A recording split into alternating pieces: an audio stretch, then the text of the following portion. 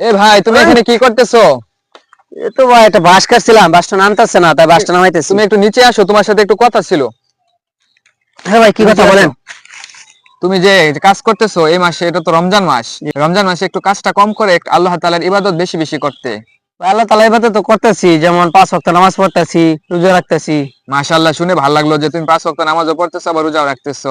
তো এর পাশাপাশি তুমি কিন্তু নফল ইবাদত গুলা বেশি বেশি করতে পারো। যেমন যেমন কোরআন তিলাওয়াত, বেশি বেশি নফল নামাজ এবং দান সাদাকা। কারণ কি জানো, কারণ এই মাসে একটি নফল ইবাদত করলে সাধারণ মাসের একটি ফরজের সমান সওয়াব পাওয়া যায়। আর একটি ফরজ যদি আদায় করতে পারো তাহলে সাধারণ মাসের 70টি ফরজের সমান সওয়াব পাওয়া যায়। সুবহানাল্লাহ।